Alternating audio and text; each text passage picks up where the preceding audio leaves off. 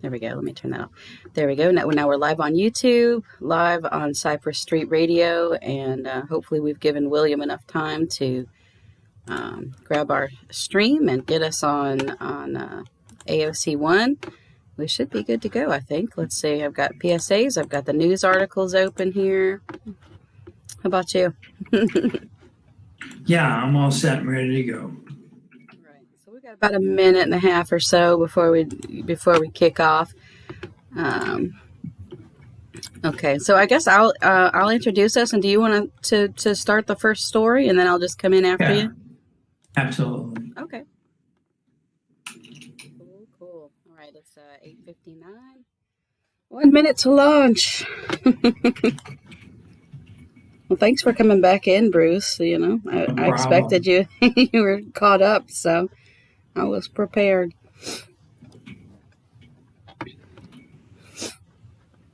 Okay, if you're listening live on YouTube, we're just waiting till exactly 9 o'clock to get going this morning, to make sure that we're also live on our channel on AOC 1, which is Cox 15, LUS 3, and of course you can watch it at AOCinc.org.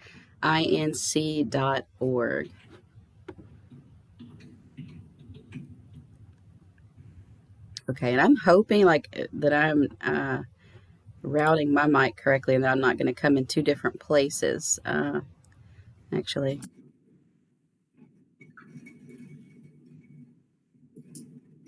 I think I need this on. Okay, it's 9 o'clock. We're going to get started here. This is Local News Live. This is a community service of AOC Community Media. We read each Monday through Friday at 9 o'clock articles of local and state news from the Acadiana Advocate with volunteers live from their homes. And I'll take that moment to introduce Bruce Cohen, one of our longest running volunteers here on the program. And I'm sure you've heard his voice many, many times here on the news. Good morning, Bruce. Thank you for joining us, even during your home renovations and very busy schedule. Yes, my house is in the throes of renovation. The carpenters are coming today to recarpet some of the rooms in the house. But we're going to trudge along. I'm always happy to be here as a reader. You know that, Mandy, and I appreciate all the tech stuff that you set us up for so people can listen in. So good morning, Acadiana. I'll take the first story. And I believe Mandy we're going to go back and forth through stories today, if that's okay with you, Mandy. And so today is Tuesday, August 18th. So good morning, Acadiana. The first story that we will attempt to read this morning is Lafayette College Bar shut down. Bulldog opened with restaurant permit by Ben Meyer, staff writer. A Lafayette bar popular with UL students opened for 4 nights last week, despite Governor Gov Edwards' temporary bar ban during the coronavirus surge. The Bulldog on General Mouton Ave managed to skirt the bar ban with a restaurant conditional use permit, which it obtained without meeting the food sales requirement usually required of restaurants.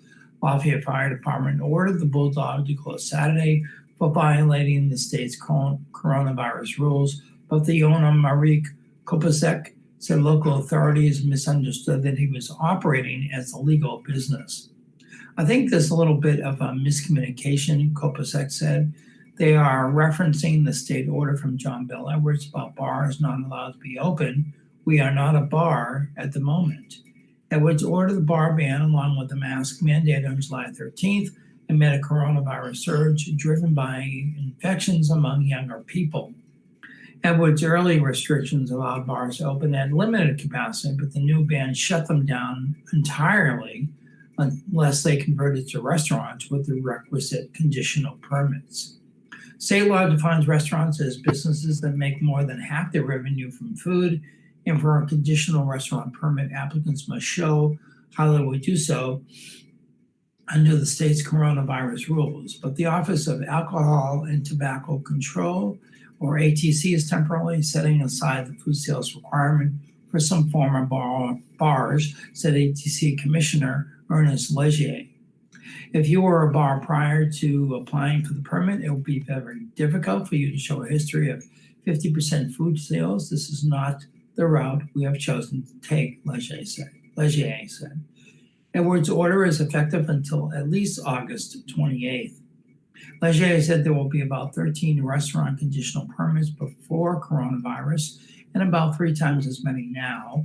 A spokesperson for the governor, Christina Stevens, said conditional permit holders will be required to show they meet the food sales requirement within 60 days of receiving the permits.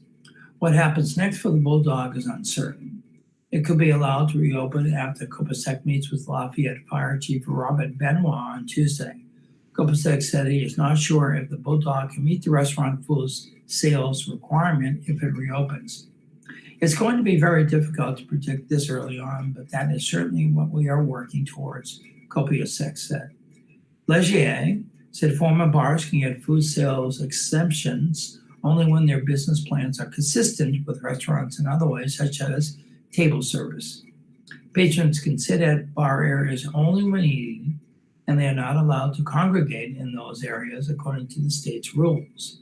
The idea of a restaurant conditional permit is it doesn't give you license to reopen as a bar. For all intents and purposes, you are now a restaurant. There is no service at the bar. There is food service at the table, and you can serve drinks at the table, Leger said. Copasec first obtained a temporary restaurant conditional permit on August 7th, 2 days after he applied.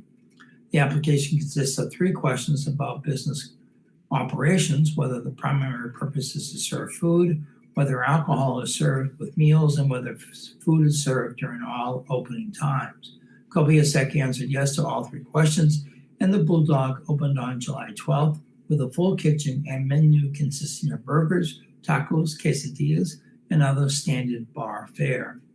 It also offered plate lunches, but parents of college students called into a KPEL or KPEL radio segment with Mayor President Josh Guillory the next morning to complain the Bulldog had been packed with unmasked revelers on its opening night.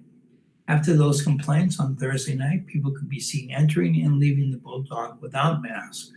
Patrons congregated in groups around the bar seating area, which was more than half full and serviced by a bartender. Others stood and mingled behind the bar.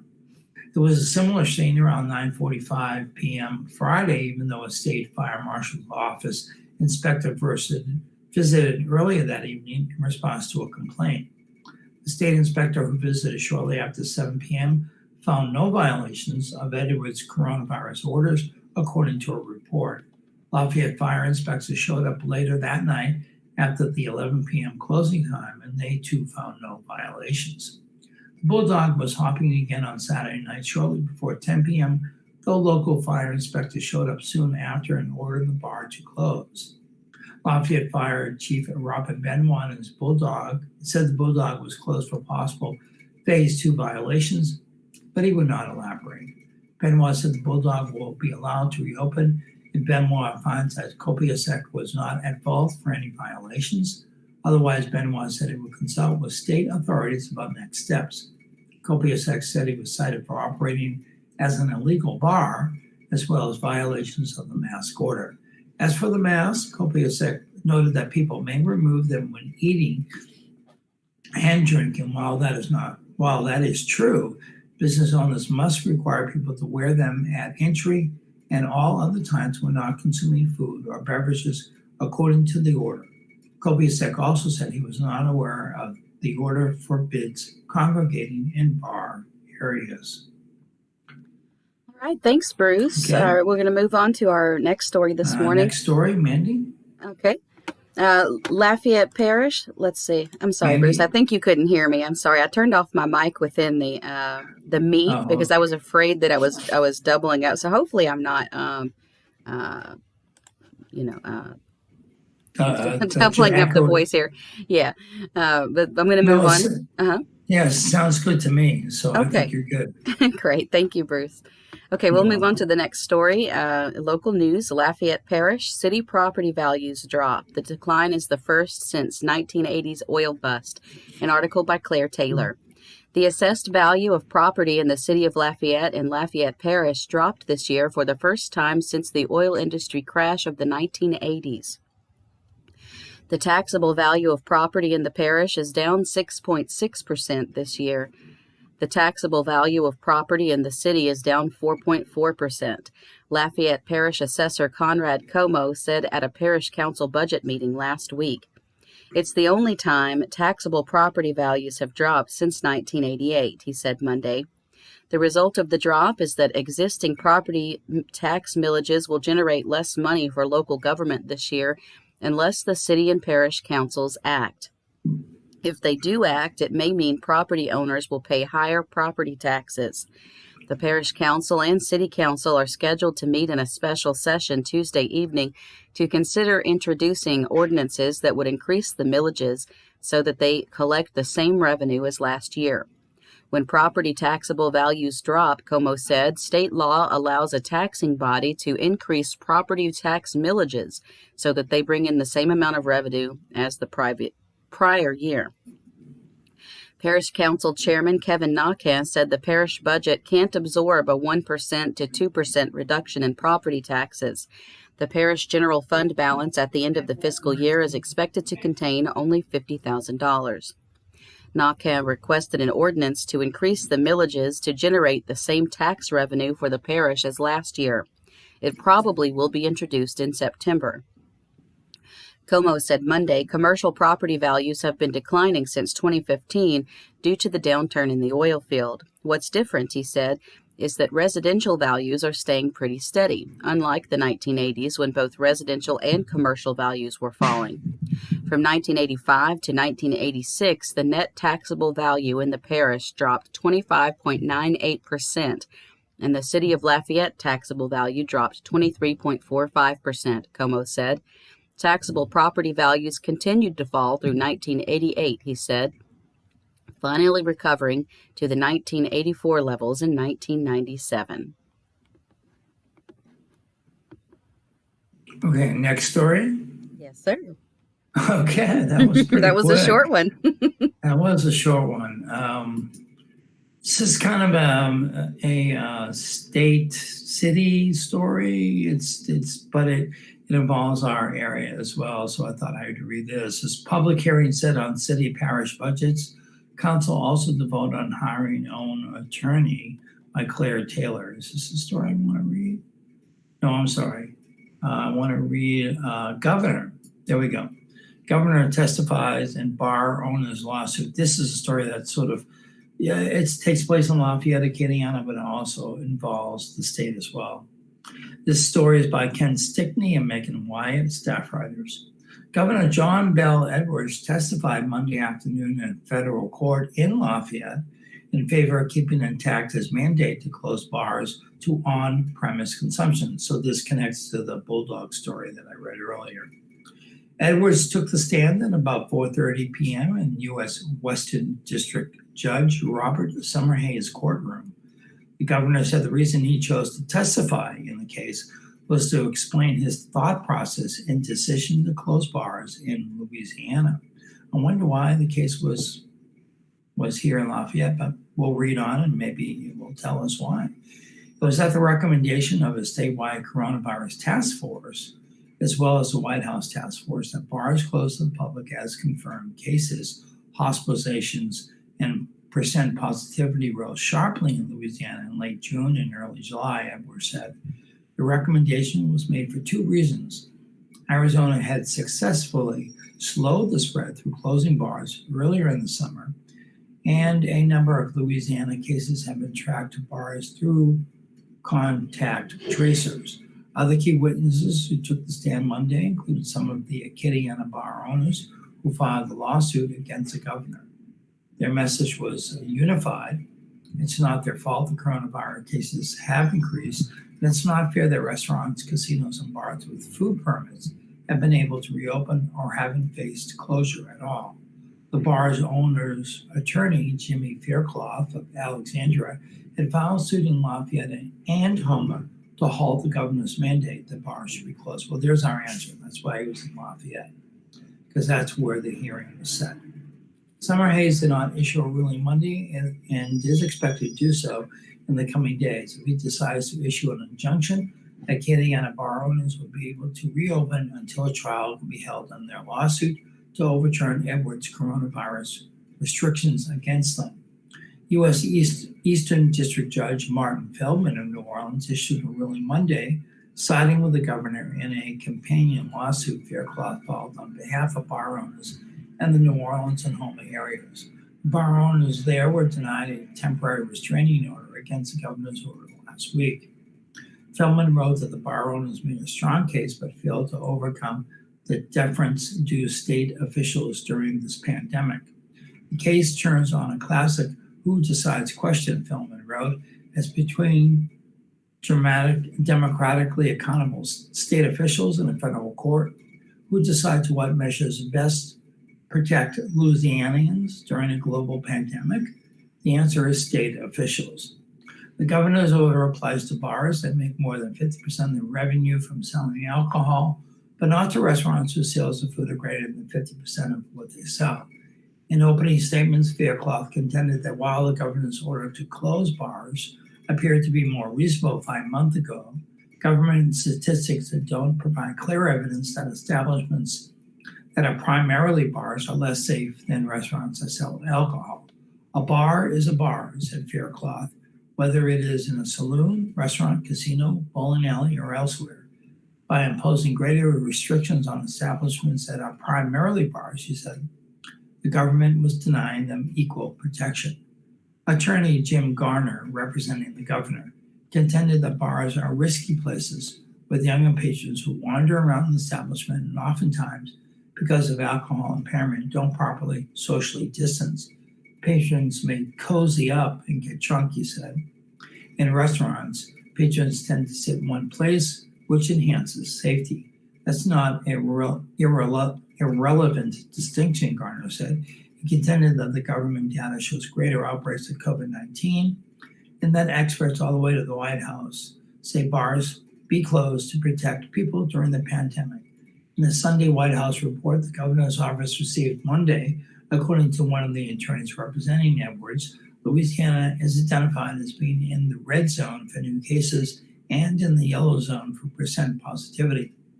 The state is 5th in the nation for new cases and 17th for percent positivity, which is actually an improvement that governor attributes to the statewide mask mandate, gathering restrictions and bar closures implemented last month. Louisiana remains number 1 in the region for coronavirus cases per capita, Edwards said, and 15 hospitals don't have a single ICU bed available on Monday. The state has seen cases over the past 7 days drop by about half compared to a month ago when Edwards issued his order closing bars and mandating masks, though testing has dipped. The surge in cases Louisiana experienced in the early part of the summer has also led to a rising death toll, and 234 people have died from the virus over the past week. And Mandy, I think we should read our first public service announcement for the morning. You want to do that, or would you like me to take it? Okay, sure. Let's talk about the annual Tour de Life Blood Drive. You can join Vitalent for the annual Tour de Life Blood Drive event. They're touring Acadiana all this week through the 22nd, giving everyone the chance to transform lives. Of course, the coronavirus pandemic has brought to light the vital importance of ongoing blood donations, and all blood types are important and are needed for patient care in our area hospitals that we serve. You can donate through the 22nd at the Vitalent Donation Center located at 1503 Bertrand Drive in Lafayette, or at one of the many locations throughout Acadiana, which can be found at Vitalent, VITALANT.org/Tour de Life. That's Tour, TOURDELIFE. All donors will receive a t-shirt. T-shirts are while supplies last, and all successful blood donations will be also tested for antibodies to COVID-19. For more information, you can visit vitalent.org/antibody test. If you have recovered from COVID-19, have been at least 28 days symptom-free, and are interested in donating convalescent plasma, you can also visit vitalent.org/COVID-free. In order to effectively uphold social distancing standards, appointments are strongly encouraged.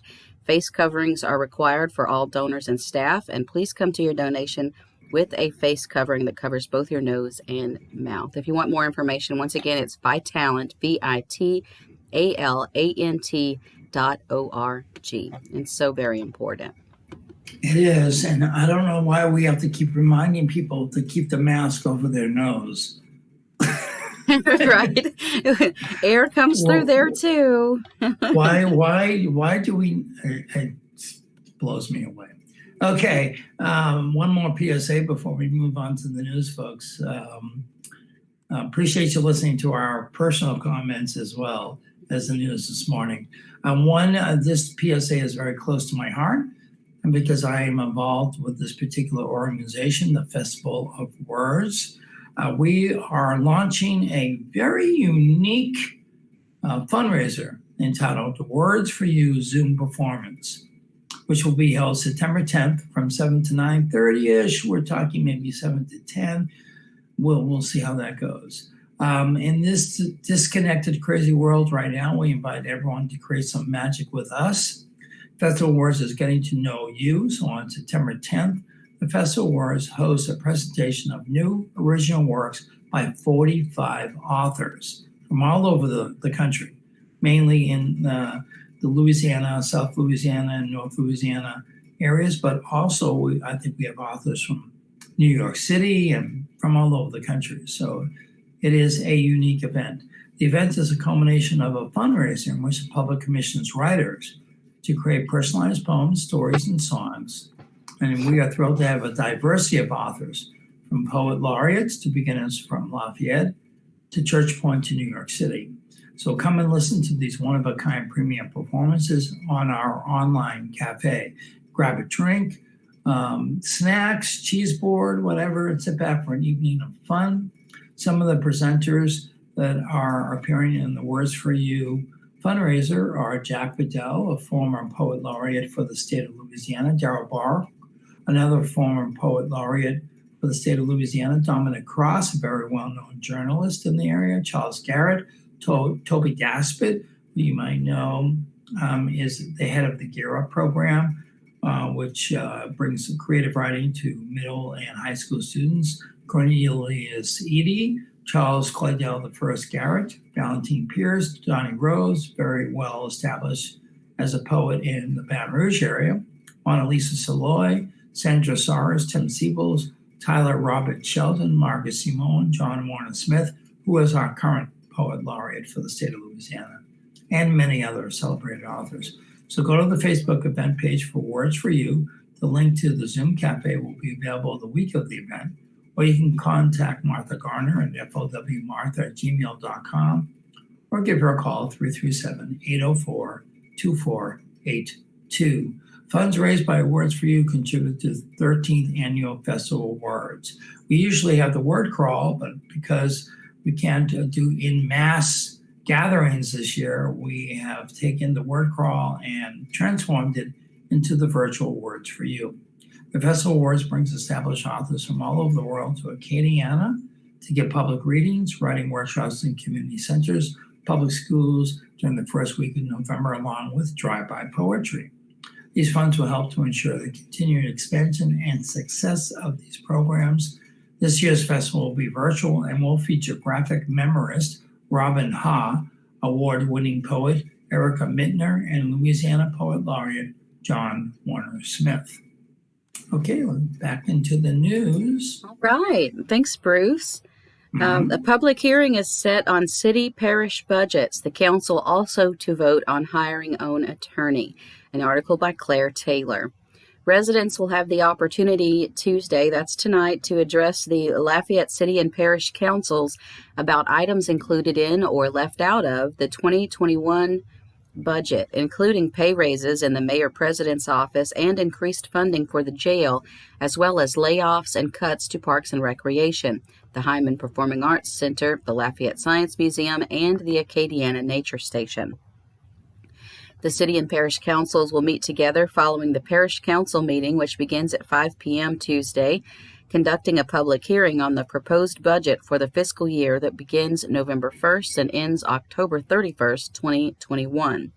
Also on Tuesday, the City Council is scheduled to consider introducing an ordinance to hire its own attorney for advice in a dispute with the CityParish legal team, Mayor President Josh Guillory, and the Parish Council over who controls city tax dollars.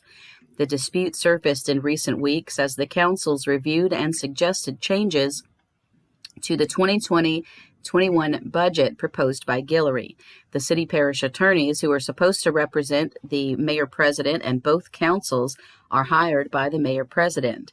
The legal team has opined that both the city and parish councils may vote on parish departments even when only city tax dollars pay for the operations. Most city council members disagree, arguing that voters approved a home rule charter amendment in 2018 that split the former city parish council into separate councils so that the city would have more control over how its tax revenue is spent. The city of Lafayette for decades has had more revenue than the parish, leading past administrators to use city money to subsidize shortfalls in parish operations. Guillory's proposed budget for 2020-21 eliminates all parish funding for the parish parks and recreation department. The program would be entirely funded by city taxpayers, but the parish council intends to vote on the matter because the department is parish-wide. The city council is expected to hire Leanne Batson as a special counsel. Batson has more than 30 years representing a consolidated government in East Baton Rouge Parish, including 4 years serving as the parish attorney, and served on 3 committees charged with revising the East Baton Rouge Parish form of government. At the public hearing Tuesday, residents can address the councils about any aspect of the proposed 2020-21 budget. Some of the items that will face individual votes of the councils during budget wrap-up at 1 p.m. August 27th include an amendment increasing the Parks and Recreation budget by $3.5 million from the City General Fund, offered by City Council member Glenn Lazard. Objection by City Council member Andy Naka. An amendment eliminating all pay raises in the Mayor-President's administrative budget, including a $10,000 pay increase for Director of Minority Affairs Carlos Harvin, offered by Lazard. Objection by Parish Council member Josh Carlson. An amendment adding $100,000 to the City General Fund to the budget of the Hyman Performing Arts Center to fund 3 positions, offered by City Council member Nanette Cook. Carlson objected. Also an amendment by Cook restoring a $100,000 subsidy from the City General Fund to the Acadiana Center for the Arts. Naka objected. And an amendment by City Council member Liz Hebert to move $332,628 from the City General Fund to the Cajun Dome, providing a $500,000 subsidy. City Council member Pat Lewis objected. On that note, just real quick, I do want to remind everybody that you can watch all of our city and parish council meetings as well as school board meetings. We broadcast them all live on AOC Channel 2, which is Cox 16, LUS 4, and you can also watch at aocinc.org/watch, so everyone can stay informed on what's going on in our local government. That's great that you brought that up, Mandy, because AOC is much more than what you hear here. This is just one of the many services that we provide, but we also provide incredible visual, have a visual aspect of broadcasting all the city council meetings, right? All Yes. the city council, all the city council meetings, so you can keep informed. It's very important for you as an Acadiana resident to know what is happening politically or even non-politically, just where our funding is going. And that's, again, that's why the census is so important this year for you. If you haven't filled out the census, please go to the census website and fill out the census, because that also allocates where money goes after 2020, where certain areas of the area get infrastructure money and educational money and stuff like that. So it's really important all the way around. Thank you, Mandy, for reminding people of that. We want one more short story before we launch into our day in history, which we usually do at the half-hour break. Cajun food processor buys former factory site by Adam Daigle, Acadiana business area. This story is about Church Point area, and Acadia Parish, which is nearby. A meat processing and packaging startup has bought the old Garin garment manufacturing site in Church Point and will package sausage, boudin, and other products there, a move that will create 35 new jobs. Cajun Traditions Food Processors bought the 80,000 square foot building at 188 South Olivier Road last year from the city and will overhaul the facility by the end of the year, according to an announcement from the Louisiana Department of Economic Development. The company will invest $2.85 million in the facility, which has been for sale for more than 2 decades. The company is co-owned by Lonnie Richard, the former executive with Richard's Cajun Foods in Church Point, along with his brother Todd and nephew Ben. It was founded last year. Louisiana's entrepreneurial spirit is alive and well, and I'm proud to see that our unique traditions are living on through new generations, as it is evident by the Cajun Traditions venture launched by the Richard family, Governor John Bel Edwards said. Lonnie Richard is not only preserving the value of tradition, but he is reinvesting in his community and creating new jobs in the process. We join him, his family, and the entire Cajun Traditions team in celebrating this major new step and the great new economic activity heading to Church Point. The company will install new electrical equipment, repair the roof, and pour a new slab, with construction expected to be complete in the fourth quarter. The company also is buying new machinery, including smokehouse equipment, stuffing machines, vacuum pack machines, grinders, mixers, and refrigeration equipment, economic development officials said. The state provided the company with an incentive package that includes a $300,000 performance-based incentive from the state's Economic Development Award program to offset infrastructure costs. The company is also expected to use the state's enterprise zone and industrial tax exemption programs. Plans are initially to distribute products with the local market, but to enter the larger market in their third year. The plant expects to be fully staffed by 2025 with an average annual salary of $25,505. Our family has always taken great pride in the tradition of preparing and distributing sausage and boudin, which the people of Acadiana enjoy eating and sharing as part of our rich culture, Lonnie Richard said. Cajun Traditions gets back to the roots of sausage making with the quality that today's consumers have come to expect. We're proud to invest in our community, contribute to the local economy, and add jobs to the local area, and we will look forward to growing a sustainable company that will enrich our community and bring quality meat products to the marketplace. The building, which has been on sale for 25 years, sold last year for $200,000 after being listed earlier for $324,000, according to AcadiaParishToday.com. City officials there were having to pay for maintenance, insurance, and electricity on the building. Cajun Traditions Food Processors is a gift to Church Point, said Mayor Ryan Spanky Mesh. That's an interesting name. They are breathing new life into a building that was vacant for almost 30 years. The economic aspect of this new company is enormous. We welcome Cajun Traditions to town with open arms. Okay, Mandy, it's 9:31 by my account. So do you want to take day in history, or would you like me to? Sure, I can do the day in history. Okay, great. Go for it. Let's take a look. Today is, of course, Tuesday, August the 18th. It's the 231st day of 2020. There are 135 days left in the year. Today's highlighted. There are 135 potential shopping days left in the year. Yeah, that too. It's interesting. It's really gone by quickly and slowly at the same time. It has, absolutely. Today's highlight in history: on August 18th, 1920, the 19th Amendment to the Constitution guaranteeing all American women's right to vote was ratified as Tennessee became the 36th state to approve it. Woo-hoo! Yay! Yeah. That's an unbelievable historical event. That's just fantastic. Unbelievable. It's only been 100 years, right? Well, yeah. And, it took almost 100 years to get to that point in 1920. At least. It took, because my wife and I recently watched a documentary on the suffragettes, and it took Okay. in 1920, it took almost 175 to 100 years prior to that to get to this vote. Get to that point. Wow. Yeah, Well, yeah.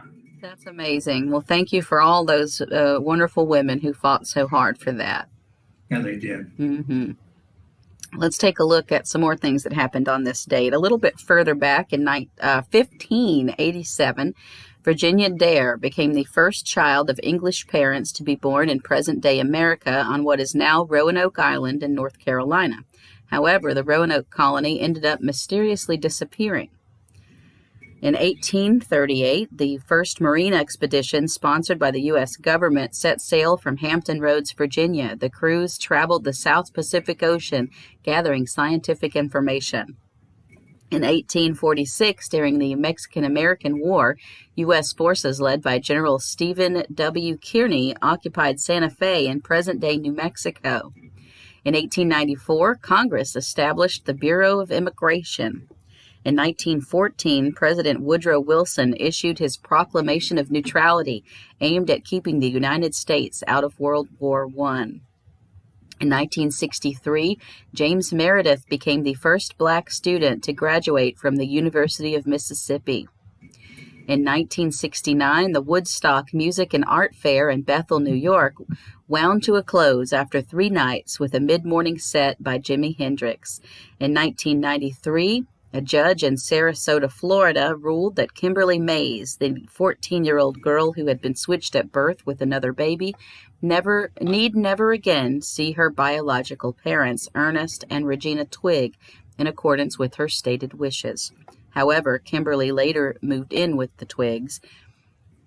In 2014, Missouri Governor Jay Nixon ordered the National Guard to Ferguson, a suburb of St. Louis, convulsed by protests over the fatal shooting of a black teen.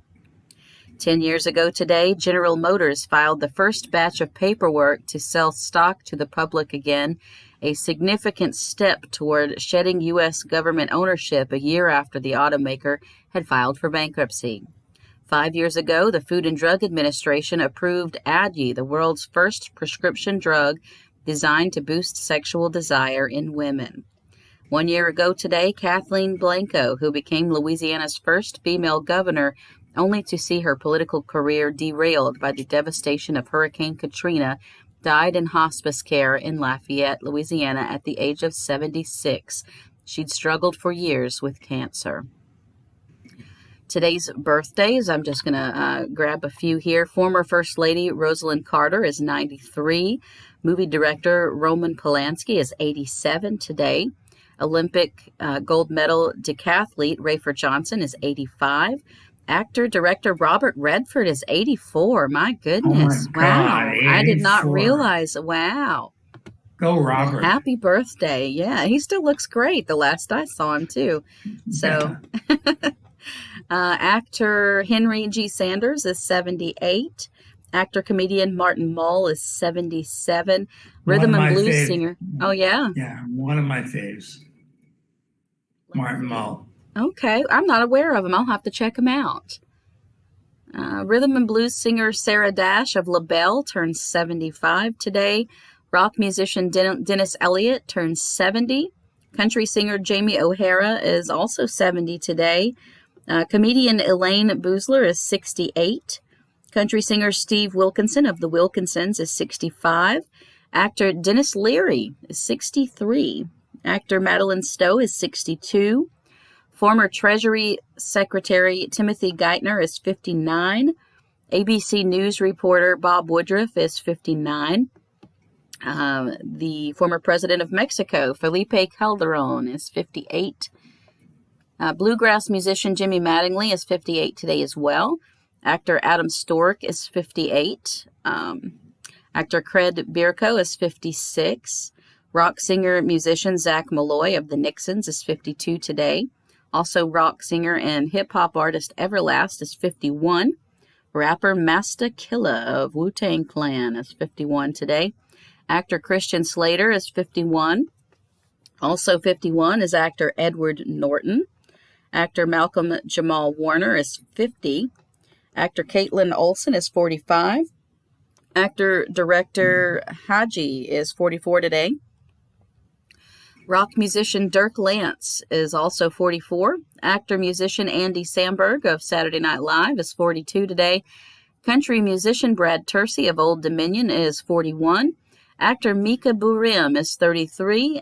Actor Maya Mitchell is 27. Actor Madeline Petch is 26 today, and actor Parker McKenna Posey is 25. That's a lot of birthdays. Sure Happy is. birthday. And to anybody here in town that has a birthday, happy birthday to you. Happy birthday to you. Okay, moving on to the zodiac, or the horoscope, as I like to refer to it as. If you're a Leo, pick up the pace and focus on whatever will help you accomplish what you set out to do. Put your heart into whatever you feel passionate about, and you'll be content. Virgo, my birth sign, be creative when dealing with changes you are facing or want to pursue. Taking a different approach will alter your perspective regarding how you feel about someone close to you. Libra, take the initiative and do something that will help your community or family. Getting angry will not solve problems, but making reasonable suggestions will. Don't take a risk when it comes to your health. Scorpio, do what you can and stop wasting time trying to achieve the impossible. Look for an alternative way to use your talents that will also improve your lifestyle. Sagittarius, concentrate on what's important to you. There's money to be made if you tailor your skills, knowledge, and experience to fit the current economic trends. Capricorn, thrive on change, but don't get overboard. Know what you want and focus on what's important. Make your home environment welcoming to friends and family. Aquarius, don't be a follower or fold under pressure. Consider what's best for you and the people you love. Be reasonable in the face of opposition and proceed with your plans intelligently. Pisces, look for innovative ways to help those in need without yielding to unsafe situations. A positive change in your personal life will make things easier, make romance a priority. Aries, it's up to you to finish what you start, put your energy to good use, and take care of business before moving on to the things you prefer to pursue. Avoid excess at all costs. Taurus, take care of yourself. Fitness, exercise, diet, and rest are encouraged. A healthy attitude will promote a better and brighter lifestyle. Personal good gain is within reach. Geminis, sit tight. Take care of personal and domestic matters. Make adjustments on the way you live and do your best to avoid disruptive influences. Concentrate on making positive changes at home. And finally, Cancer, reach out to someone you enjoy working with before you make a decision. Confront issues that may become a problem. Personal and improvement and growth are favored. And as always, the horoscope is an entertainment feature not based on scientific fact. And I'll roll into the funerals today in the Kittiana area. Doris Bijou, Evangeline Memorial Gardens Chapel in Carrico at 10 a.m. Mildred Desmareau at St. Pius X Catholic Church in Lafayette at 1:30 p.m. Anna Haynes, Immaculate Heart of Mary Catholic Church at 10 a.m. And A.D. Romero, Our Lady of Prompt Succor Catholic Church at 2 p.m. Okay, back into the news. What do you say, Mandy? All right. I think I'll take this story here on the top in state news about the restricted mail-in voting proposed in Louisiana. Go for it. All right. This plan is for November 3rd presidential election. This is an article by Sam Carlin. Louisiana Secretary of State Kyle Ardouin has proposed a plan for the November 3rd presidential election that rolls back mail-in voting significantly from the recently held summer elections, allowing only one category of people to vote by mail if they don't meet the normal requirements, those who have tested positive for COVID-19. The plan, submitted to lawmakers Monday morning, garnered pushback from Democrats and advocacy groups who have sought an expansion of vote by mail in Louisiana. It aligns with what some leaders of the majority Republican legislature have said they want to see for the November and December elections. If it passes, it will ensure Louisiana is one of 8 states to require an excuse for voters to obtain an absentee ballot. The rest of the states either mail all voters a ballot or make them available to everyone.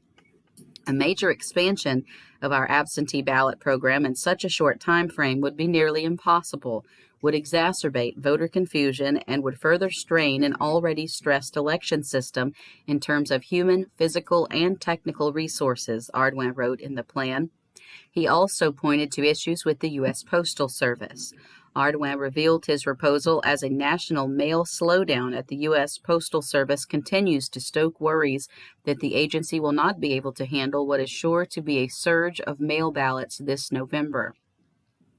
Republican lawmakers in Louisiana had pushed for a rollback of mail-in voting before those issues came to light earlier this year, as Ardwan was crafting a plan for the spring elections, which were pushed back to July and August.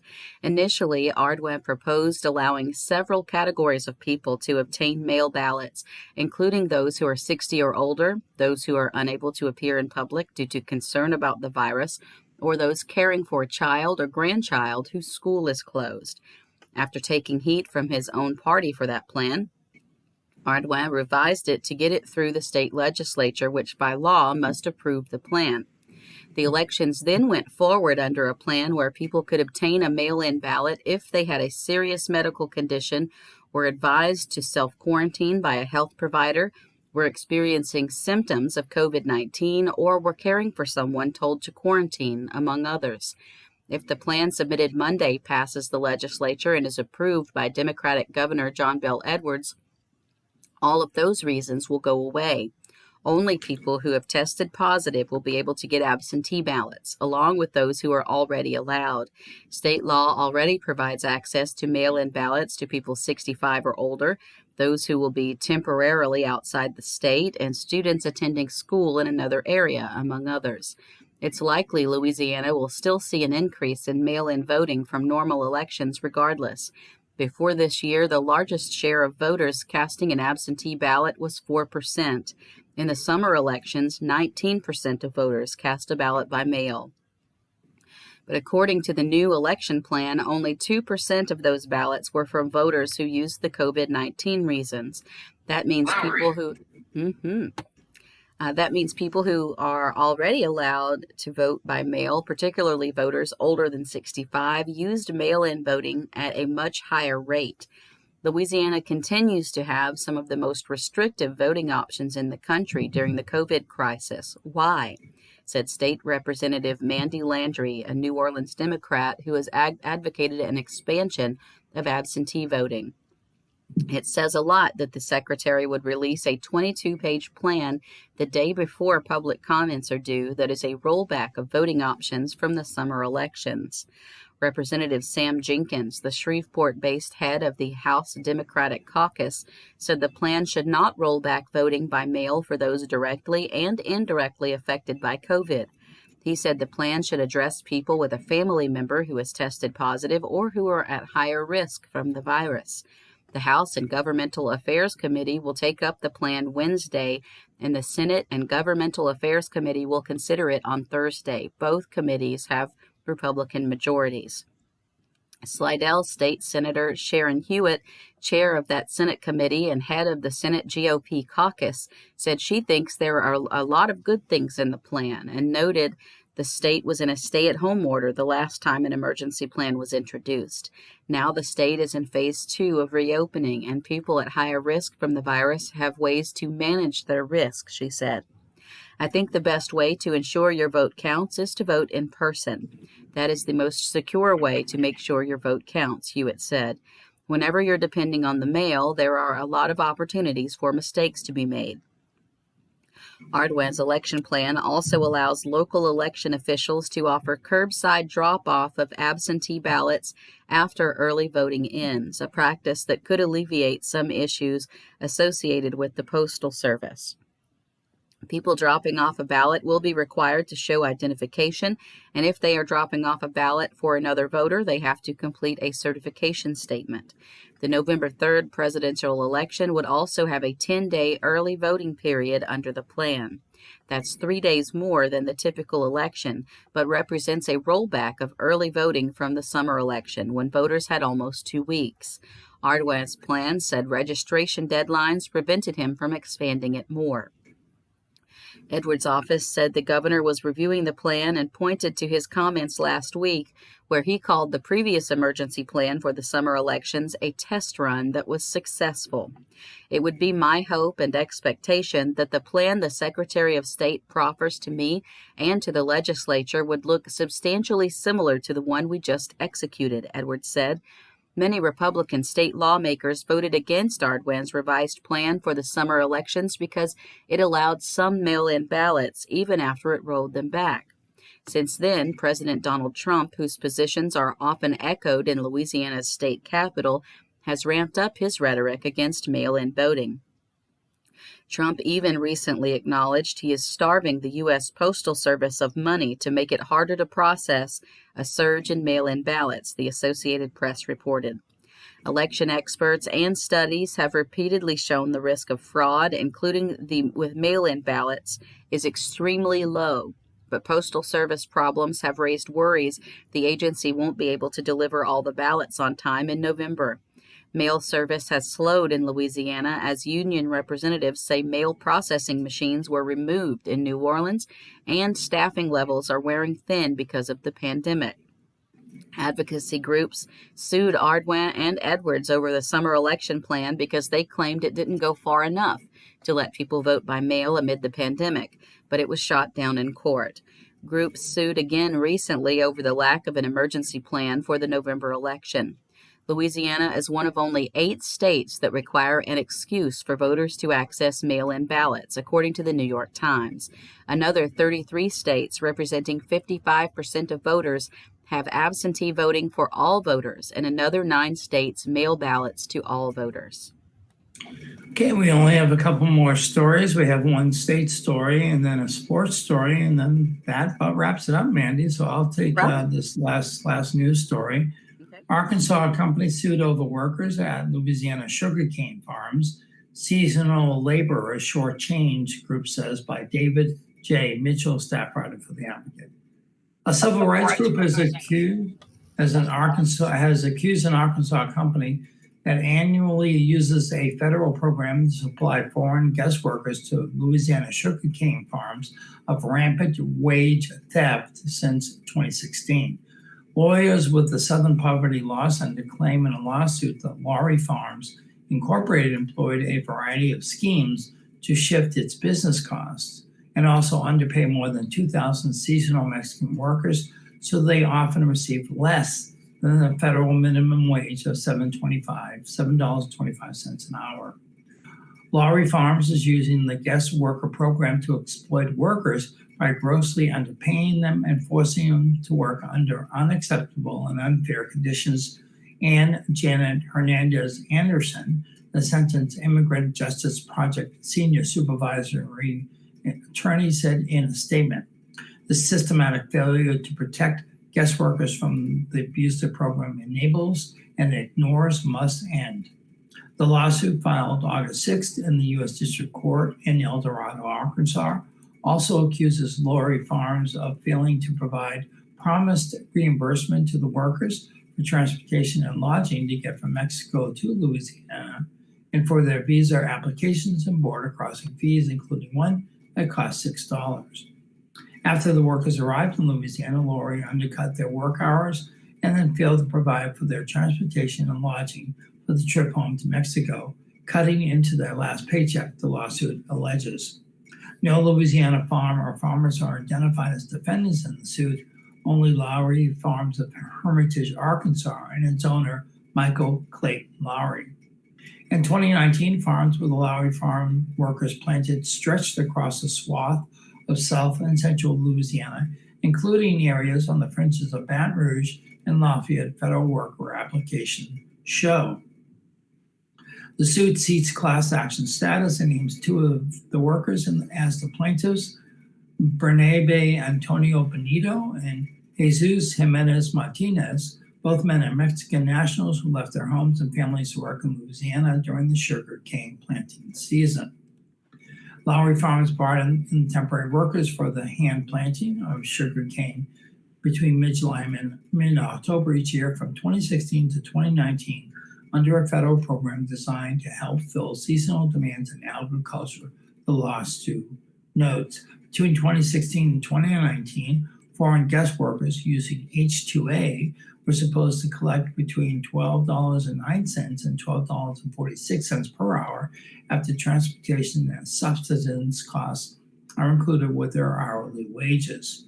Renee Farrell, office manager of Lowry Farms in Arkansas, declined to comment directly on the lawsuit, saying neither she nor Lowry had been served yet. But Farrell maintained Lowry Farms had used the H-2A program properly and had thousands and thousands and thousands of pages of documents demonstrating legal use in the program. She said the company has been hired for years by some of the best farms in South Louisiana. And finally, we have a sports story. Mandy, you want to take that, or I can take it? Your choice. Got it. Yeah. Cajuns RBs determined to raise the bar in 2020. This is an article by Kevin Foote.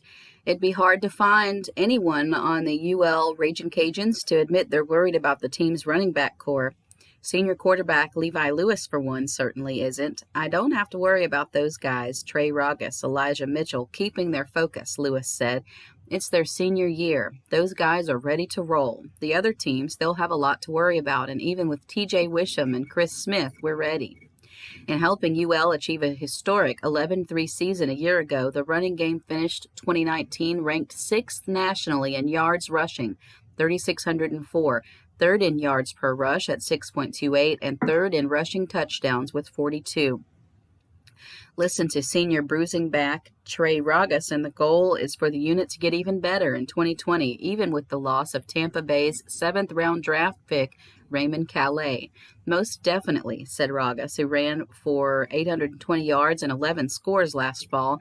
That's the goal. The goal is never to take a step backwards. It's always to take a step forward. Each day we come into practice, we try to work on something new. We try to work on something from the past. Work on film from the past. We try to get better each day, trying to be the best player we could ever be. Our goal from last year, we achieved every goal we had last year.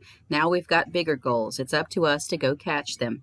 In reality, most UL fans would love for the unit to duplicate last year's sensational statistics, but Mitchell also has thoughts of raising the bar. This year, we just have to reach for a higher standard and try to match it or even go over what we did last year, said Mitchell, who ran for 1,147 yards and 16 touchdowns. UL coach Billy Napier warns against comparing units on different teams. We've got a completely different unit this year, Napier said. I think this year's offense and this year's team will be built around the strengths of the team. We're going to try to find out what we do well and build our team around those things. This is completely independent of last year or any year in the future. We've got to figure out how to get the most out of these particular players.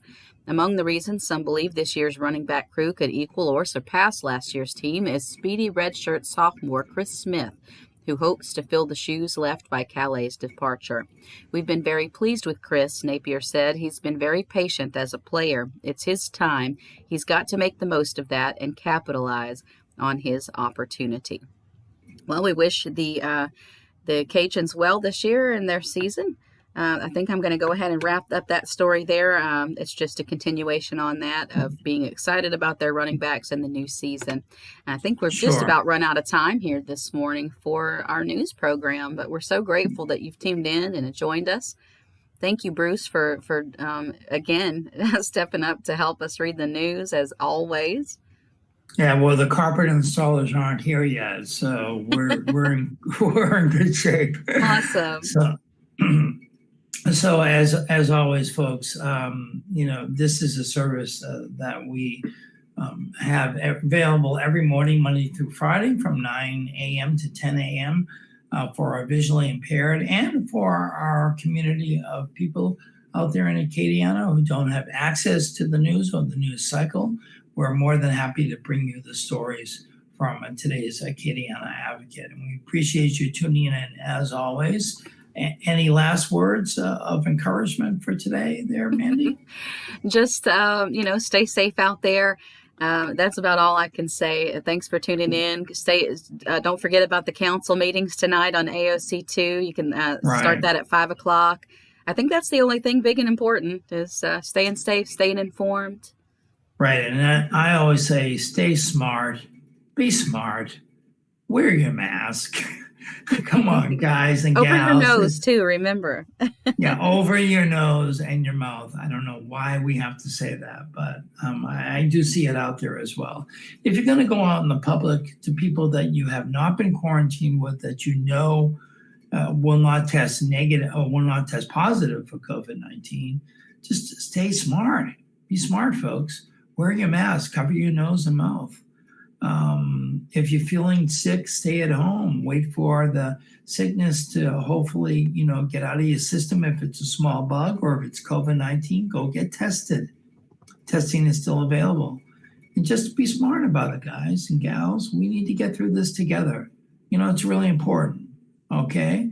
So just remember that every day you wake up, that we need to do this together as a community and get through this as a community. Absolutely. As always, this is Bruce Cohen. This will always be Bruce Cohen. And this has been Bruce Cohen with Mandy, the M&B show. There we go. Thank you so much, Bruce. We'll have to do this again sometime. Okay, thank you. And good morning, Acadiana. Be kind to each other, and we'll see you on the next trip.